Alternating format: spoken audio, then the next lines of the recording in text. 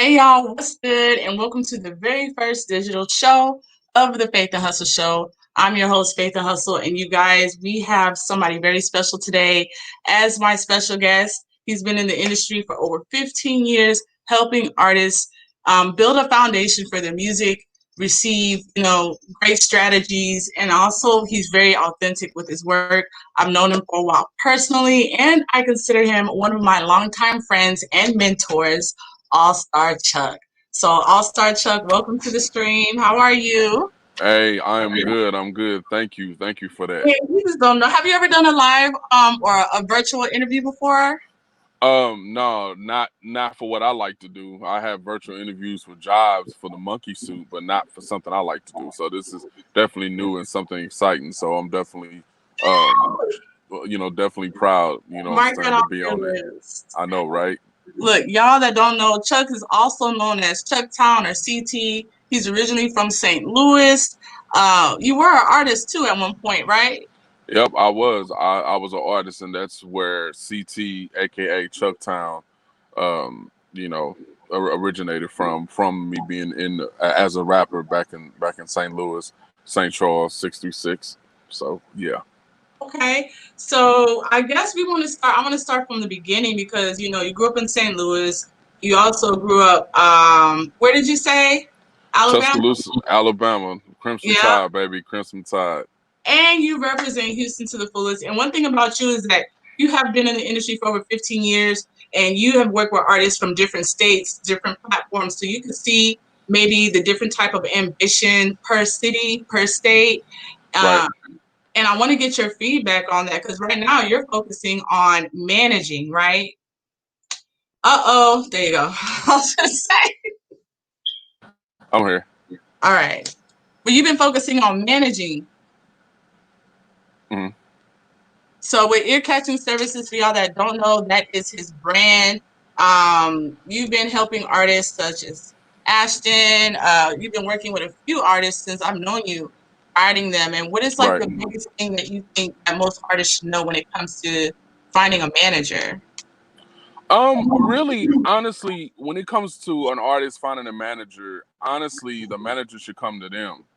Um, because a lot of times if you're putting in the work, a lot of times a lot of managers will come to you. In my situation, my management company is called Lend Me Your Ear Management. And so in my situation, I have my hands in a lot of different things with different artists. I mean, connected with ear catching artist services. I've done a lot.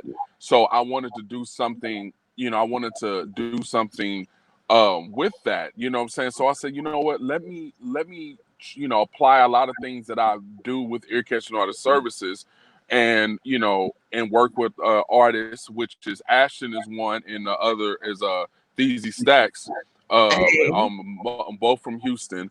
Also, I'm currently working with Harold Luya as well. Yeah. So I was like, let me apply some of this um, stuff that I already do into these artists. So yeah, so that's how that came about. Why you didn't But stay being an when artist but yourself? most artists, well, it got to a point. To be honest, it got to a point to where I didn't know the knowledge at the time, and where a lot of artists get stuck at now. That's where I got stuck at, and Mm-hmm. I didn't have the. I mean, I have the knowledge. I just didn't know how to do it, and so I just and plus to me at the time, I kind of felt like, okay, I'm my personal opinion. I was getting a little older, and at the time when I was at my peak of rapping and stuff, you didn't find too many 30-year-old rappers who like that. So I just kind of fell back. So yeah, so that's what I made me to think kind in of a switch sense, up. a lot of artists are lucky that you decided to, switch lanes but stay in the industry because with the knowledge that you've gained over the years. And when I tell y'all, All Star Chuck has been linked to a lot of successful people. He's also pushed a lot of artists to be able to be heard on and outside of Houston. You know what I'm saying? I think that's one of the most important things. And I see you make a video about artists doing the same shit over and over and over again and expecting results knowing good and well it's not going to happen. So what are some basic things that you feel like artists keep Right. missing that note on? What is it that they should be doing instead of what they're actually doing?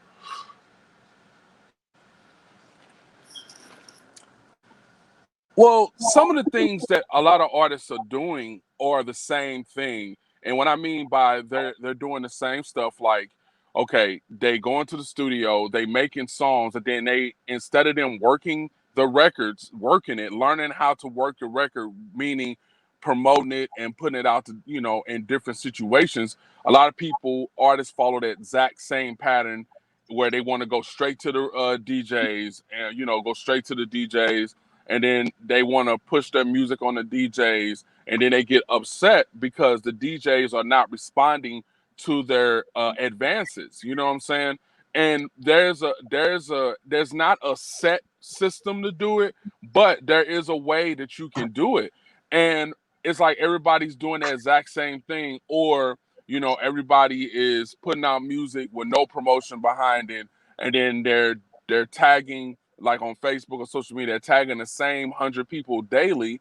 And Mhm. so you're not gaining any fans by doing that. You're not gaining no fans by doing that, or you're not getting any type of leverage in the music industry. And so then the artist gets frustrated, and frustration turns to, artists saying all types of stuff all off The the city wall. don't And rock with me. Don't nobody listen. yeah, the city Yeah. don't rock with me, people don't support me. But you have to make people support you. You have to get out and have people support you. You just can't say, okay, I'm a rapper or I'm a singer, and this is what I do, because you have to respect this. No, you have to get out here and make people say, yo, I rock with him, or hey, I deal with this. And a lot of people just do the exact same thing, and then they go and do these shows. They get caught up in this show circuit, where they're doing the same shows in front of the same people Yeah, and you're getting not the gonna same grow like results. that. How do you expect Yeah, to grow? So, exactly. So, so what does it take? Having a manager like um, you? Because a you lot know of what? artists tried in doing shit by themselves, and I'm just like, Right. you're missing a key player right here. Well, here's the thing. A lot of artists, a manager is a good start, but you don't necessarily have to have a manager, because the fact is, a lot of stuff, the way that the digital game is set up right now, you can Mm-hmm. do a lot of stuff on your own before you get to that point. Like I said, an artist who's out here moving and making some good moves, a manager will find them, if they are here making noise.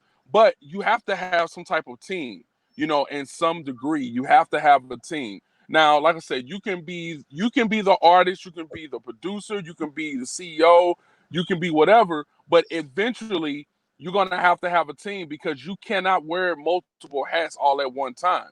You know what I'm saying? You Yeah, can't do it. So yeah. you gotta have a team, and you have to have a good team who's willing to go out and do these things for you.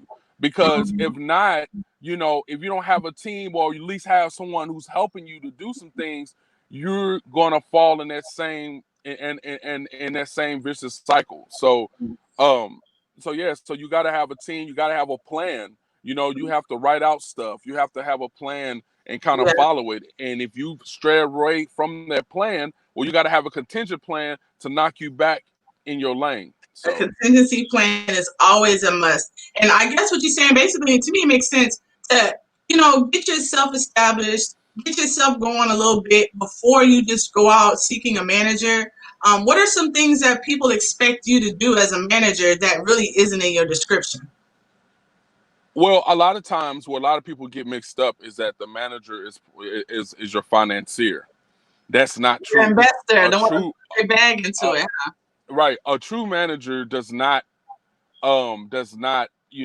finance an artist. Now, I say that to say this. Now, there are some artists who got managers who are family members, and they do that, which is no problem. But to be honest, a manager does not put in into the thing. A manager is not at the club with you, popping bottles with you. A manager is not the person who's just there, just to look cool. A manager is supposed to bring work to you. A manager is supposed to, help you create your brand and help you get to where you need to be, talk to people and smooth things over and Put you in the kind place of be, to give you that yeah, exposure you need. yeah, being a buffer, because a lot of time, a lot of artists, don't understand a lot of different things. And so, uh, a lot of artists, the top tier artists, have multiple managers, have different managers. Each manager handles a different portion of the artist's career.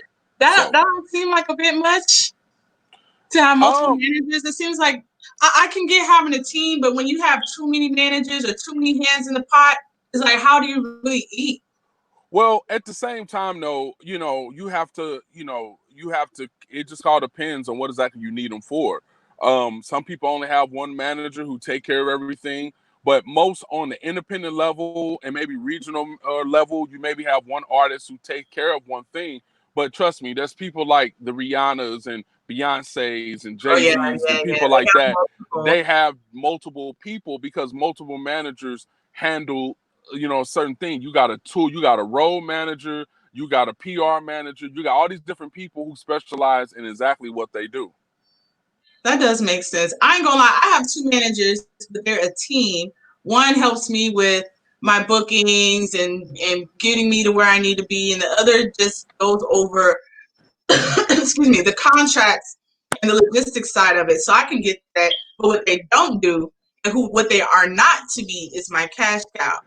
Um, and a lot of people tend to think that, okay, once I drop this album, I know this is my favorite song. It's gonna go hard. I'm about to get all this money coming in, and then it doesn't happen. I feel like it's because they miscalculate. They assume because it's their favorite that it's gonna be something the world loves. But what is the biggest thing, or what could artists do to help secure their wealth with their music? Because you also help with royalties and licensing. Right. One of the first thing, and of course, on all my videos, you artists can see, and even you can contest to this. All my videos, I pretty much sound like a broken record. I say the same thing over and over again. And at the end of the day, you gotta have the business right. You gotta build your foundation. That's what Ear Catching Artist Services is about. That's my motto, helping you lay your foundation. And what I mean Mhm. by that is that you have to have your ASCAP, your BMI, your sound exchange, and you have to understand what are those, what are those doing? Who pays what and what percentage, and also before you do any type of business deals or do any type of collaboration with other artists, you have to understand what a split sheet is and how to execute it. Those are the basics. Those should be the first thing.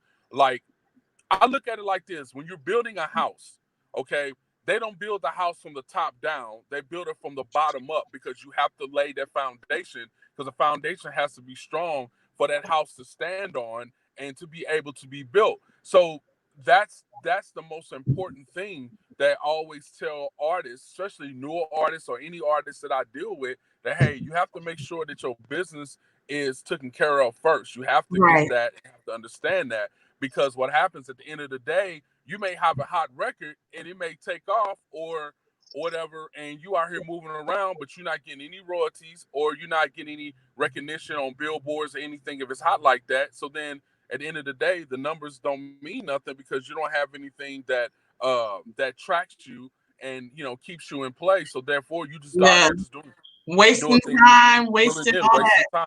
Exactly, wasting time. And Precious what's time so at funny that. is a lot of rappers, especially the rappers who live that street life, live uh the drug life, they trying to change it, but that's what they talk about. They look at music as a possibility for easy money. And Mhm. I don't think this industry is easy to just get that money in. So once they get their split sheets and their BMIs and stuff recognized, how long does it take for them to generate um, something that's could be for them to be able to provide for, like off of one song based off of like a million streams? Say an artist who has a split sheets, BMI, ASCAP, everything taken care of, they post their shit on Mhm. YouTube and they hit a million views. What should they expect in royalties if they did it right? Well, if they did it right, it all depends because different platforms pay differently, and at the end of the day, it's all pennies on the dollar type situation. Okay. So last time I checked, and last time I had read, um, I had read um that usually a million streams on YouTube goes for between $3,000 to $6,000. Oh, that's still You good know, though. But that's a lot of work. That's a lot of I'm work. sorry. I'm sorry. Between 3,000 and 6K. You know what I'm saying? Per million stream, Dang. or whatever. But different platforms, as it breaks down, different platforms kind of vary. But it's on a minimal. Mhm. It's definitely on a minimal situation. But that's why you gotta have all your ducks in a row. That's why bitch, I'll be on YouTube, I'll be on Spotify, YouTube Music, SoundCloud. That way you can collectively gain your royalties and stuff. So what do you think is like your favorite part of being a manager? Um, my favorite part, one of the things is that I like to genuinely do it. So it's really an exciting thing for me, but I really like finding new situations or finding things that I can apply to my artists that would be a benefit. And see, that's one Mhm. big thing about me is that I'm real big on finding things or doing things for artists that's beneficial. And a lot of times, and just kind of a little bit, a lot of artists get caught up in that as well. And then tie it back into what you just asked me. A lot of artists do that as well. Is that they get into things and they do things that don't benefit them. They do things that don't benefit them at all. And from doing shows to doing all these different things that don't benefit them. So, yeah. So when I'm managing and finding things for artists, one of the main things is that I'm trying to find things that's going to benefit them and get some type of worth out of it, and something where we can build relationships to the point to where, hey, it can be a lucrative situation down the line if we work at it. Right. Instead of, and that's one of my biggest pet peeves when it comes to building a team is people are expecting money instantly, or they're expecting you to, bring all this stuff to the table. And you have to understand that when it comes to, your success, if you want longevity in this industry, you got to have one patience. You got to know that it's coming. It's not going to be instant. Do you prefer working with newer artists or more established artists? Because you've got a wide spectrum. Well, honestly, what I prefer new artists. Hmm. I prefer new artists, but at this point, I'm working a little bit of everybody. But I prefer a new artist because it's just like a newer artist who comes into a situation, as long as they understand what needs to be done, as long as they can understand that these are the base that we're building, because a lot of times it's easier to instill that, hey, let's Easy get to the teach basics, them something. let's do this, let's do that. Where somebody who may be a little bit more established, sometimes they tend to kind of back at you because don't get me wrong, I run into artists all the time where they like, I even talk about a particular artist, but I'm not gonna say their name, but they no longer rap really anymore. But I was asked to You lagging. so-called manage or kind of work with, and come to find out they kind of had this I know everything mentality. And for me that's kind of frustrating because Yeah. if I say this, but you come back with this, and we're going constant back and forth, it's okay. What's the point? So Do I you trust prefer to me or work with not? newer artists. Newer artists who's really hungry, who really wants to learn the industry, as well as much as want to be famous. Because that's a lot of things. It was a survey that was did. Um, I can't remember which survey it was, but survey that was done You that lagging, somebody Chuck? had said, it was an actual rap survey that said that, I think we're good what now. did it say? Oh, more people rather be famous than rich. Yeah, That's more people more are people famous rather be than famous than rich. would So, rather be famous than rich. I mean, mhm. I don't know. I guess that's the new generation. That's gotta be the new gen. you know. But for me, that's just not it. So are you looking for more artists right now, or are you good with what you got? Um, on the management side, no. On the management side, no, because here's one thing is that even though I'm kind of new at the management type situation, but that's still a lot to go into it. And when you have multiple artists that you're dealing with and they're all on different levels, Mm-hmm. it kind of makes it different. I mean, difficult sometimes. So I'm not looking for anybody new now. With ear catching artist services side, I'm always looking to work with new artists or work with artists. Period, because ear catching artist services is the artist development portion, and then lend me your ear is the management portion. So I love it. when it comes to ear catching artist services, I mean, I'm always looking to work with artists on that aspect. That's why I got your email right here, you guys, because you may already have a manager, and honestly, not all managers.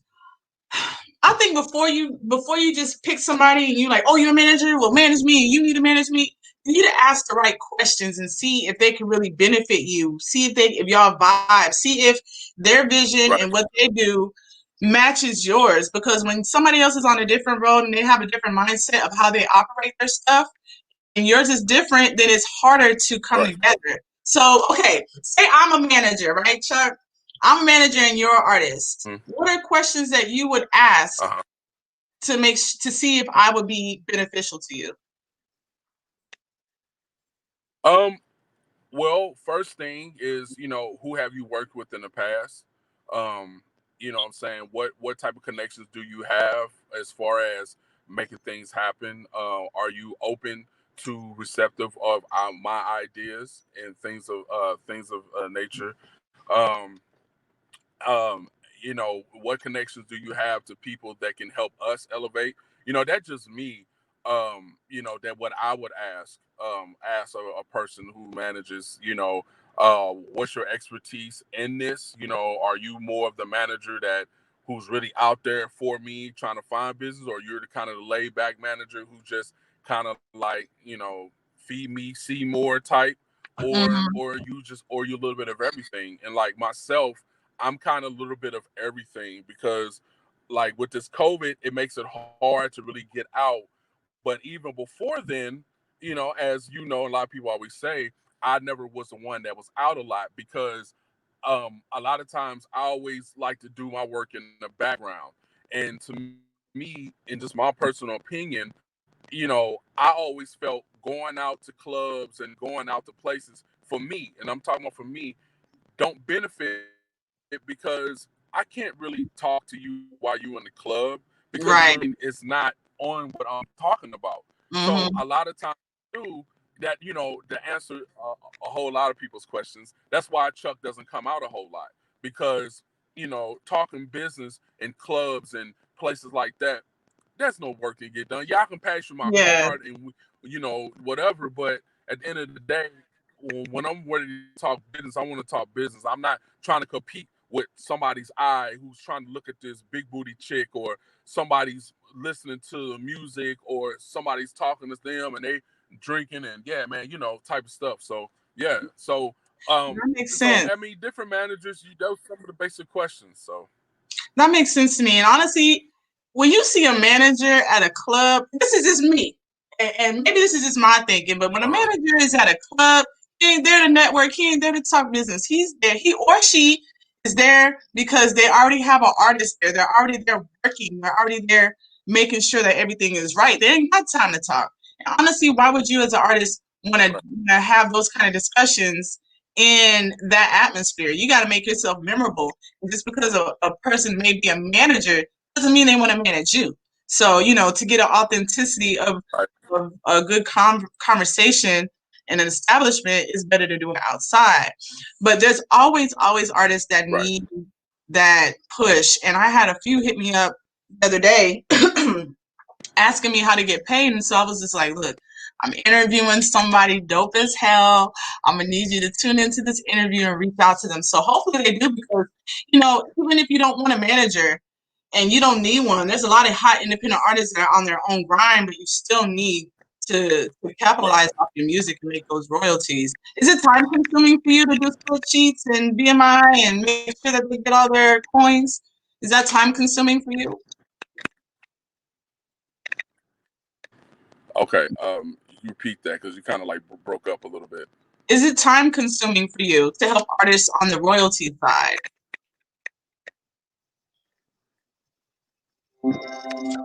It is. It is time consuming. It is. It requires a lot. Especially if there's multiple things that needs to be done. Mm-hmm. Like so you got your ASCAP, your BMI, your sound exchange and stuff. So it takes a little while for it, to do it. You know what I'm saying? It takes a lot to do it. So and plus if they want to do songs or because a lot of times my services I do the ASCAP or the BMI, I do all of that, but then also too code their songs, also put their songs into where they can get tracked, and also too I can put it on the digital platform. So when you're doing all of that, it takes it takes a minute to do all of that, especially if they're new, because you have to do stuff, you have to wait for this to be sent back It's and a all of that. So yeah, process. so I mean it is time consuming. I feel you, and I feel like honestly, people want to Uh, pay. People would rather pay other people who aren't going to benefit them. I'll pay you to come look at me. They'll pay them to, be a part of something. But honestly, when it comes down to it, how would you not invest in yourself or pay for somebody to cross the T's and dot all the I's for you? In a sense, you're like an attorney. I don't want to give you that. We're not a lawyer, but like you really help when it comes to, keeping a person having longevity in their career. And I think that's super, super important. Now, you used to do events. I went to a few of your events, and I think that for me, you're somebody who like you're a mentor. You're a big brother, and I respect you like 100%. I really do. Anything that you've always given me as far as advice, I've taken it and I run with it, and you never ever have steered me wrong. And I would love to see you get back out to doing events, but this coronavirus has really affected a lot of industries. Has it slowed you down in a sense as far as what you're able to do for your artists because we're all shut down? um you know what, a lot of stuff right now, a lot of people, I communicate with a lot of different people through email, and to be honest, a lot of people still are not, I guess, back in that work mode, Mm-hmm. if that makes Mm-hmm. sense. A Mm-hmm. lot of people still are not in that. So, that being said, I still it's a little difficult to get in contact to get different people to do things, but there's still things that needs to be done as far as the events. Have looked back into doing events, but here's one thing though that I will say from my side of the spectrum is like when you do shows or do different things for artists, when you do things, you have to do things that benefit artists. Mm-hmm. But it's a very hard thing when you're doing shows for artists because a lot of times a lot of artists don't respect what you're trying to do or don't understand, so therefore they act a certain way. Yeah, a And lot of for people me, act I like really don't have time to really play. Yeah, I don't have time to deal with that, and a lot like goes back to artists get arrogant. A lot of artists feel like they should respect them just because they do music. And when you're doing a show, and like literally, when you got people, I remember one artist called me and told me, "Why should I be on your show? Come do your show when I can put on my own show." And I was then like, you do that. "Well, you're not doing it right now. You're not doing it right now. So, and I just said, look, bro, just keep it funky. If you don't want to be on the show, that's all you have to say. I don't need no explanations. I don't Yeah. need none of it." And at the time, I wasn't charging artists to be on the show. You know what I'm saying? So therefore, only thing you had to do was promote it a little bit on your end for your people. Come bring your folks, and then you come and do what you do. And out of all four of the shows that I did, only two artists No, I say three. Out of three artists, out of all the artists that I had on my shows, only three artists came and actually had a prop set up, have a prop. They were selling CDs and doing stuff. Everybody else would just That's come, smart. just do their show, and then they'll stand off to the side and they would leave. And That's one of my that's a peeves. no. Period. That's one thing artists don't take advantage of. Artists will sit there and want everybody to look at them, and then when it's their performance, but when the next person performs, they leave or they move left, and that's something that I look at. I don't just listen to your music. I look at how you handle yourself professionally. I look at how you support people and your expectations. Like, yeah, even me. Like, y'all that don't know, Chuck also has worked with national recording artists. He has Chuck's Corner. He was on Texas 101 Jams. He's worked with We Love to Jam. He's made such a huge foundation for himself to put others on a platform that, to me, it's real rude and disrespectful when they do that. I had somebody on the show, or somebody not long ago asked for me to do something similar, or they felt like the show wasn't for them, and it's just like, well, if it's not for you, then that's cool. But if you want to be on the show, you should want to promote yourself. You should want to have everything you need. It's not just all on us.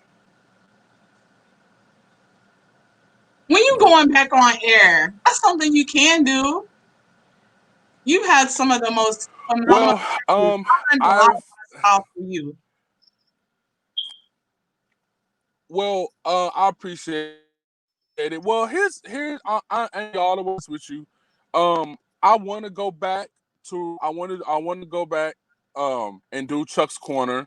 I want to do Chuck's Corner live, but it's a few things. For one, it's like, am I in the mindset? Am I in the mindset to deal with that again? Because when I was on Chuck's Corner, and it was so much stuff I had to deal with. With getting artists, to come on to the show. Bringing an agenda to upcoming artists to give them reasons why they need to come on my show, and and it was just a lot. And then also too, it just from that, on the radio aspect, you get tired of that same rigmarole because artists don't understand the business, or they don't understand how business is done. So you get abundance of artists every day who's like, yeah, man, put me on your show. But then it's like, okay, well, all right, well, this is what we do for advertising. Can you do that? Or this is what I'm doing. And it's like, oh man, so that, it's a lot. And y'all know it's a lot, and it's just I'm not sure, am I ready mentally to deal with that on top of everything else I do. And then another thing too is just personal life sometimes gets in the way to where you can't, at the time I was on radio, um I was out for my job. I was out, so on leave. So I was able to move like I wanted to. But now when you're back in the monkey suit position and you work these hours and you work different things, it's kind of hard to do that plus family. So I have to really figure out how I can do it where it accommodate Yeah, me to man, where it's not going to disrupt my family, or it's not going to get in the way of my job, or or it's not going to get in the way for me doing the radio. So I've been talking with a couple of people. I've had a couple situations that just to kind of appear, but once again with the COVID and everything, and I'm just kind of balancing out some options right now. I think that's a smart thing to do. A lot of people seem to feel like they need to make a decision right now and you got to dump now. But, it's easier when you just think things out, make sure that you don't have to sacrifice. Some things in life you cannot sacrifice, whether it be your household, Right. your 9 to 5. And when we have a passion for Right. what we do, I feel like this can eventually become something that supports our household.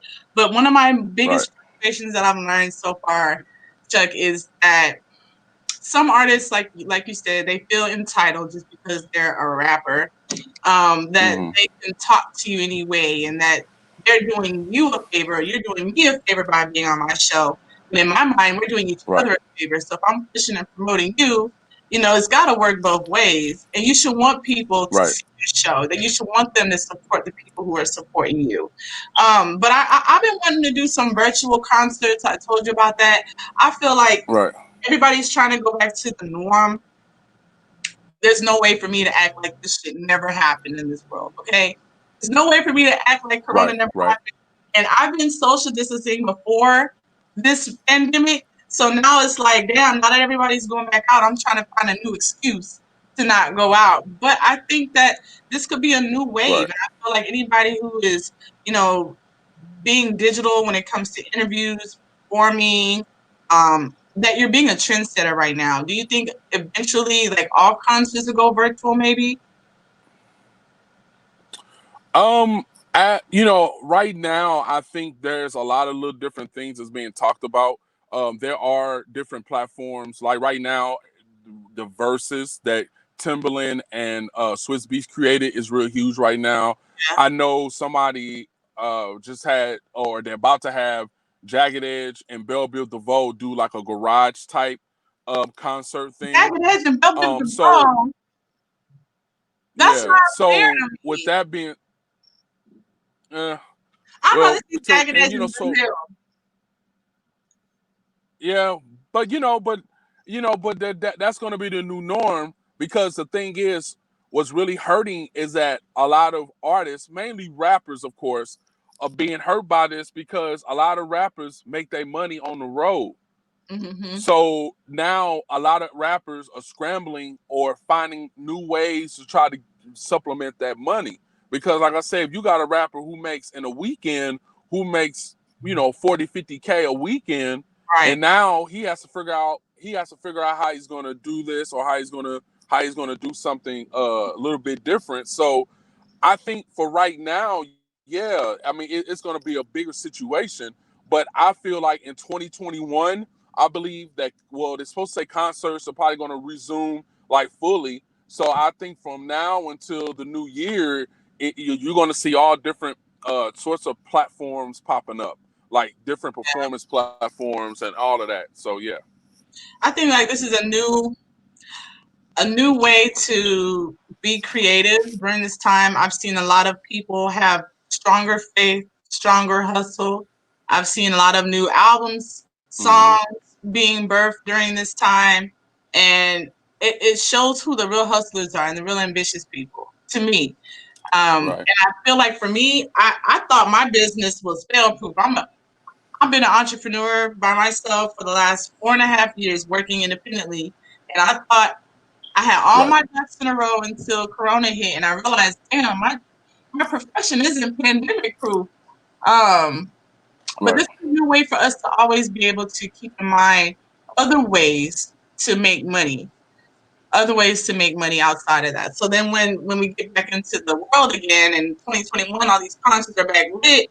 Yeah, you go back to the old stuff. Now you got the new stuff to add on top of it. Right, right.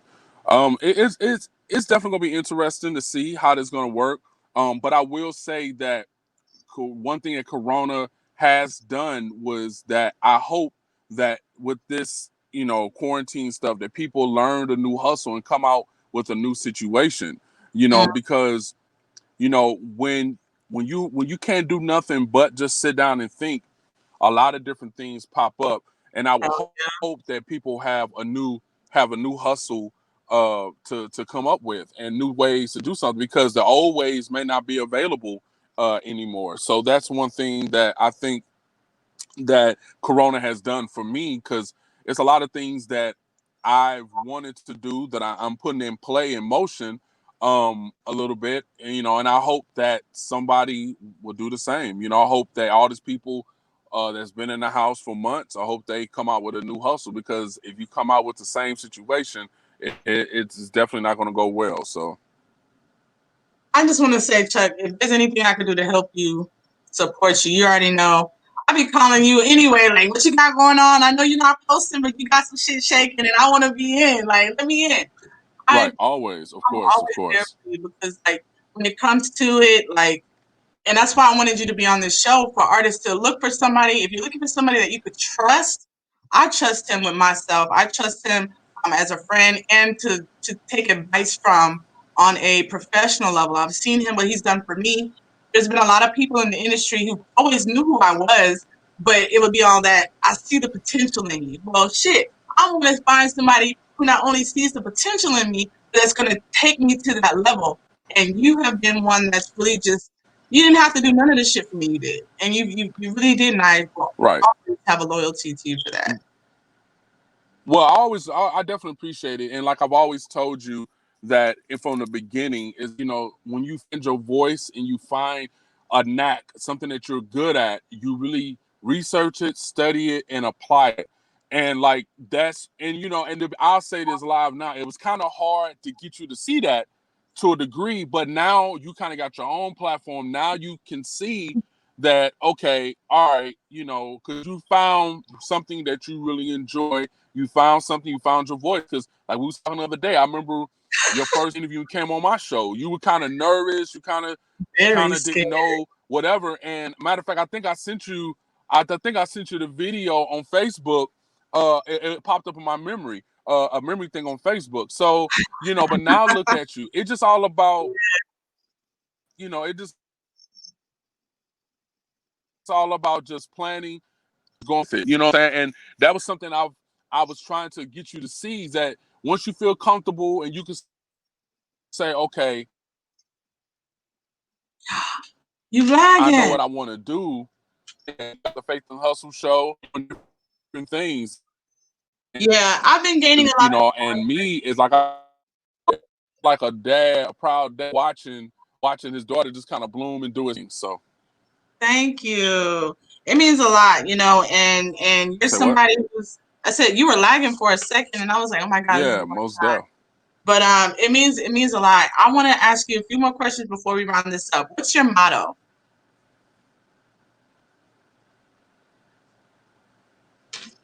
Chuck, Okay. What's my motto? what's your motto, Chuck? Can you hear me? Now you good. I don't know where. Put your phone back where it was like 2 seconds ago. We in there? It's like we froze. I think we good now. What's your motto? All right, can you hear me now? I can hear you. What's my motto? Mm-hmm. Okay, you said ask me what's my motto. Mm-hmm. Um, for my motto is just to just do it, like Nike. Just do it. Just do it. Don't quit. You know, yeah. If you take do if don't do it, but cross out a few letters, it says do it. So yeah, so that's where we at. Just do it, and don't wait for nobody. You know, don't wait for nobody to tell you, because a lot of times when you're waiting on people, you know, we wait on other people to do things for you, you tend to become dependent. And that's one thing I will say that Houston has taught me since I've been here, that you have to make a move on your own for people to start recognizing and seeing. Like I said, when I started all this, I didn't have nobody. The only people I give credit to, some of the people I give credit to in the beginning is Go Getter from Texas 101 Jams, Shot. Go get it. Miss yeah, Go Getter, man, you know, for allowing me. And then Kay, Kay Vincent, you know, saying she was at Texas 101 at the time. And to be honest, the person who actually put the idea in my head was Miss Linda from Texas 101 Jams, because you know, she the one that was like, dang, you know, you sound like you should be on video. So she You gave got me the idea. So praise. those are the three people. Yeah, so those are the three people in the beginning that I thank heavily for allowing, especially Go Getter, because Go Getter allowed me to come to the station, create a platform, but then I catapulted off that. You know what I'm saying? That led me Mhm. to doing what I'm doing now. And then also big shots to Lovey as Miss well. You know, Lovey. Lovey's my homegirl. Yeah, Miss Lovey and Love to Jam. That's my homegirl. And so she allowed me for a short time to come there and do my thing as well. But she's always been supportive of me. So I mean, I can sit here and name a lot of people, but the first three people in the beginning, I'm talking about when I first started, was Go Getter, Kay Vincent and Miss Linda. Miss Linda from Texas 101 JMI Center. That's the right out kind there. of people Yeah. you need in your support group. That's the type of people you need in your circle, because that same love you did for them is what you did for me. And that's what I'm wanting to Right. do with my show, using this platform. And it's Of easy course. to be discouraged. It's easy to, lose faith, but you have to maintain that. And I feel like even when you're having your low moments, when you're around people Right. like that, it's just going to keep pushing you for greatness. And that's it. So everybody that needs to know where to follow you at, I'm going to go ahead and drop the banners again for y'all, because like I said, Chuck's been in this game for a while. He's got a lot of respect from the newbies to self-made legends in this industry, and he's just one of the most humblest people you could talk to. I'm telling you, like, he's not unapproachable at all. He's here with a genuine Oh heart yeah. to help. He's a genuine guy. So it's earcatchingartistservices@gmail.com, you guys. You can hit him up on Instagram, AllStarChuck636. Tap in All-Star Chuck on Facebook. I guess for the state of Houston, what's going on? Are you proud of us musically? Are you feeling like we're kind of backtracking? Because you work with artists. I'm only asking because you work with artists from other You know states. what? You have the eye to be able to compare. I'm gonna say this, okay, and then I'm gonna keep this short. Right. Well, here's the thing. I'm gonna keep this fairly brief because when we definitely got to end this. But I'm not gonna compare Houston to other places or other thing. I'm just gonna say this: Houston has the potential right now to really come back. And people like Megan Thee Stallion, even though I'm not a big fan of Megan Thee Stallion music, but I'm a big supporter of her because she's from Houston. So I respect the hustle. But right now, what Houston artists have to realize is really have to take advantage of the demographics. And right now, and it's 6 million people here. Artists have to learn how to utilize that and stop fighting for just Houston alone. They have to learn you can't just sit here and just fight over Houston. You got Houston, you got Spring where I'm at, you got the Woodlands, you got Conroe, you got all these different places you got Victoria, Baby. you got all these different places in Houston that you can Yeah. spread the wings. Yeah, Cypress, you can spread your wings. So with that being said, that right now I think Houston is at a good point to where everything can just blow, but Houston has to utilize what's going on here and stop fighting for the little spot in Houston just to say, hey, I'm king of Houston, I'm king of that. So the north versus so the that's all I'm gonna south say about that. The east versus the west. When you look at it from the bigger picture, Houston is Houston. It's Houston versus all y'all. So, when you want to be famed, like you brought back to what you said earlier about the statistics of a little test that you read, most people want the fame. But if you really, really want the fame, it should want to come with, hopefully your fame comes with a fortune, but you got to think bigger. You represent your city, not just one portion of it. If you only a portion of the city, then that's as far as you're going to go. But when you rep the state, you rep the city, you rep the state, you can go a lot further. I'm surprised you said you wasn't a Megan Thee Stallion fan. So you're not into hot girls? The hot girl summer just was too much for you? No, I mean, and like I said, all respects due to Megan, to Megan. It just, for me, she just don't do it for me. Like, it just her whole style. She just don't do it for me personally. But her grind is I got turned on to her. Yeah, like I got turned on to her by my daughter, so that's how I knew about her. But I just can't. Her style of how she raps. I just can't get into it, but I respect her, and I think she plays a very instrumental piece, huh? Yeah, she do, especially right now, man. She Who's in my playlist? Yeah, who on your playlist right now?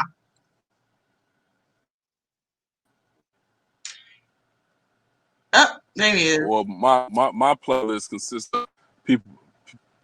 My playlist consists of people like Hallelujah, Ashton, Feezy Stacks,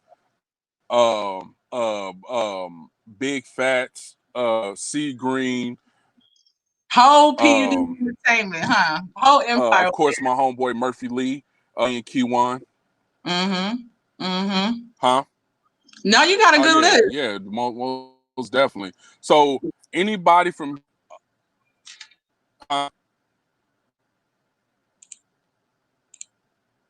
okay, I can't hear you. I'm listening. No, Are you driving? Did you start driving, Chuck?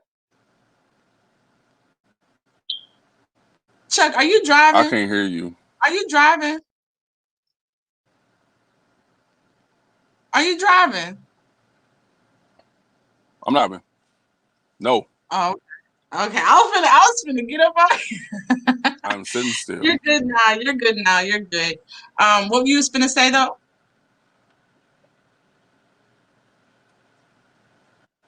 I forgot. But I tell you what, I really appreciate you having me on. I have to make a exit stage left.